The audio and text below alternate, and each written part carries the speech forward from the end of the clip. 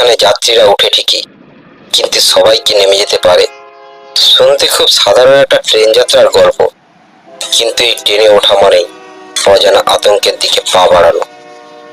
সেই রাতে কাশীনাথ একাই ছিল কামরার অন্ধকার, নিস্তব্ধতা আর একটা রহস্যময় যাত্রা।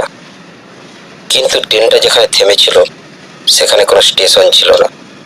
তাহলে কেন থামলো? আর সে কি সত্যিই একা ছিল? আজ আপনাকে শোনাবো এক ভয়ঙ্কর ঘটনা।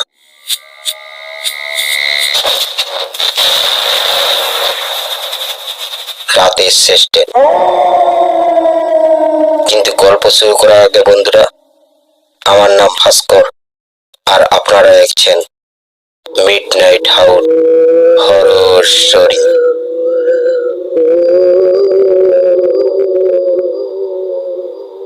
রাত তখন গভীর। ট্রেনের শেষ কামরায় একা বসে কাশীনাথ। চারপাশ নিস্তব্ধ, এক অদ্ভুত শূন্যতা যেন কামরার ভেতরে ঢুকে বসে আছে। জানালার বাইরে শুধু কালো অন্ধকার, মাঝে মাঝে জঙ্গলের কঙ্কালসার গাছগুলো ছায়ার মতো দুলছে। হঠাৎ একটা প্রচন্ড ঝাঁকুনি। ট্রেনটা হঠাৎ থেমে গেল। কাশীনাথ ধড়পড়িয়ে উঠে জানলা দিয়ে তাকালো। কোথাও কোনো স্টেশন নেই, আশেপাশে কিছুই নেই, শুধু কুয়াশায় ঢাকা শূন্য জমি। কিন্তু ট্রেন থামলো কেন? তার দৃষ্টি হঠাৎই আটকে গেল।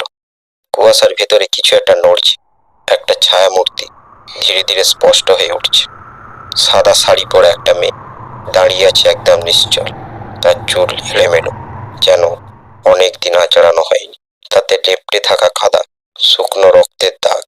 কিন্তু সবচেয়ে ভয়ঙ্কর ছিল তার মুখ। কিছুই, না চোখ, না নাক, না ঠোঁট, যেন পুরো মুখটাই কেউ ছিলে নিয়েছে। কাশীনাথের নিঃশ্বাস বন্ধ হয়ে আসছে। সে তাড়াতাড়ি পিছিয়ে এলো। ঠিক তখনই ট্রেন আবার চলতে শুরু করলো। কিন্তু মেয়েটা ট্রেনের সঙ্গে সঙ্গে ছুটছে। তার পা মাটিতে নেই, যেন ভাসছে। তার দেহ এক অস্বাভাবিক গতিতে জানলার পাশে পাশে সরে আসছে। কাশীনাথের হাত পা ঠান্ডা হয়ে এলো। তার চোখের সামনে মেয়েটা এক লাফে ট্রেনের ভিতরে ঢুকে পড়লো। অন্ধকারে কাশীনাথ শুধু অনুভব করলো ঠান্ডা একটা হাত ধীরে ধীরে তার গলা জড়িয়ে ধরেছে। তার কানের কাছে একটা ফিসফিসানি, তুমি কি আমার সাথে নামবে? না চাইলে আমি তোমাকে নিয়েই যাব। কাশীনাথ চিৎকার করে দরজার দিকে দৌড়ে দিল, কিন্তু দরজা লোক। ট্রেনের ভেতরের সব আলো নিভে গেল। চারপাশে পিনপতন নীরবতা। তারপর ঘুটঘুটে অন্ধকারের মাঝে ভেসে এলো সেই মেয়ের গলা। সবাই চলে যায়, কিন্তু কেউ ফিরে আসে না। পরদিন সকালে শেষ স্টেশনের কাছে ট্রেনটা পাওয়া গেল, কিন্তু কাশীনাথ নেই। ট্রেনের প্রতিটি কামরা খালি, শুধু তার সিটের উপরে রক্তে লেখা একটি বাক্য, আমার কাছে আসো। ট্রেনের শেষ স্টেশন।